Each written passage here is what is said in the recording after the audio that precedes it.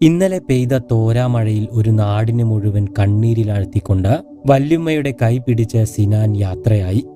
ഇനിയൊരിക്കലും തിരിച്ചുവരാത്ത ഒരു ലോകത്തേക്ക്. അവസാനമായി അവനെ ഒരു നോക്ക് കാണാനായി നാട്ടുകാരും കൂട്ടുകാരും അധ്യാപകരുമെല്ലാം അവിടെ തടിച്ചുകൂടിയിരുന്നു.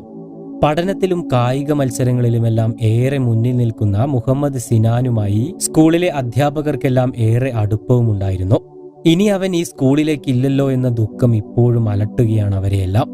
മരണവിവരമറിഞ്ഞ് കോട്ടക്കലിലെ സ്വകാര്യ ആശുപത്രിയിലെത്തിയ സ്കൂൾ വൈസ് പ്രിൻസിപ്പാൾ ഷീബ സിനാന്റെ മൃതദേഹം കണ്ട് പൊട്ടിക്കരയുകയായിരുന്നു.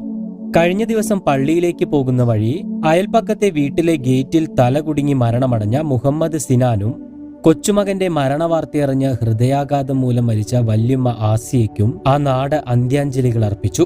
ഒരുപാട് വേദനകൾ സഹിച്ചുകൊണ്ടായിരിക്കണം ആ കുഞ്ഞ് ഈ ലോകത്തോട് വിട പറഞ്ഞത്. സിനാന്റെ തല ഗേറ്റിനുള്ളിൽ കുടുങ്ങി ഒന്ന് നിലവിളിക്കാൻ പോലും കഴിയാതെ ആ കുഞ്ഞനുഭവിച്ച വേദന ചിന്തിക്കാൻ പോലും കഴിയുന്നില്ല. കഴിഞ്ഞ ദിവസം സ്കൂൾ വിട്ട് വന്ന ശേഷമാണ് സിനാൻ വീട്ടിൽ നിന്ന് ഇറങ്ങുന്നത്. 4:10 ശേഷമാണ് കുട്ടി ഗേറ്റിൽ കുടുങ്ങിക്കിടക്കുന്നത് നാട്ടുകാർ കാണുന്നതും കുട്ടിയെ ആശുപത്രിയിലേക്ക് എത്തിക്കുന്നതും. സിനാൻ അപകടത്തിൽപ്പെട്ട് കിടക്കുന്നത് നാട്ടുകാർ കണ്ടെങ്കിലും പക്ഷേ ഗേറ്റ് തുറക്കാനാവാത്തതിനാൽ അവർക്കെല്ലാം നിസ്സഹായരായി നിൽക്കേണ്ടി വന്നു. അപകടം നടന്ന സമയത്ത് ഇതുവഴി ഓട്ടം വന്ന ഓട്ടോ ഡ്രൈവർ നൌഷാദിന്റെ വാക്കുകൾ ഇങ്ങനെയാണ്: ഗേറ്റ് ഞങ്ങൾ തുറക്കാൻ ശ്രമിച്ചുവെങ്കിലും നടന്നില്ല. മതിലിന്റെ മറ്റൊരു ഭാഗത്ത് ചെറിയൊരു ഗേറ്റുണ്ട്. അതുവഴി അകത്തു കയറാൻ ശ്രമിച്ചുവെങ്കിലും വീട്ടിൽ ആളില്ലാത്തത് കാരണം അത് പൂട്ടിയിട്ടിരിക്കുകയായിരുന്നു. ഇതോടെ അഗ്നിരക്ഷാസേനയെ വിവരമറിയിക്കുകയായിരുന്നു.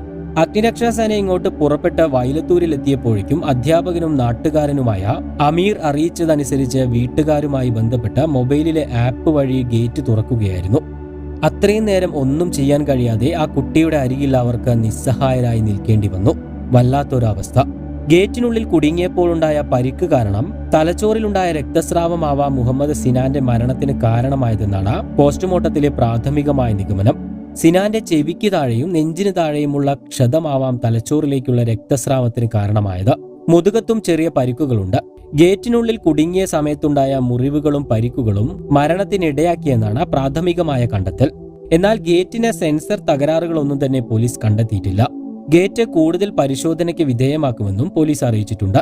ഇത്തരത്തിലുള്ള ഗേറ്റുകൾ നമുക്ക് പലതരത്തിലുള്ള സൗകര്യങ്ങൾ കൊണ്ടുവരുമെങ്കിലും അതോടൊപ്പം തന്നെ ഇത് പല അപകടങ്ങളും വിളിച്ചു വരുത്തുമെന്നതിൽ സംശയവുമില്ല. ഇത്തരം ഗേറ്റുകൾ പതുക്കെയാണ് ചലിക്കുന്നതെങ്കിലും ദേഹത്ത് തട്ടിയാൽ ചിലപ്പോൾ വലിയ ആഘാതമുണ്ടാകും. അബദ്ധവശാൽ കുട്ടി കുടുങ്ങിയതോടെ ഗേറ്റ് അടഞ്ഞതാണെന്നാണ് പോലീസിന്റെ പ്രാഥമികമായ നിഗമനം. കൂടുതൽ വാർത്തകൾക്കും വിശേഷങ്ങൾക്കും ചാനൽ സബ്സ്ക്രൈബ് ചെയ്യാൻ മറക്കരുത്.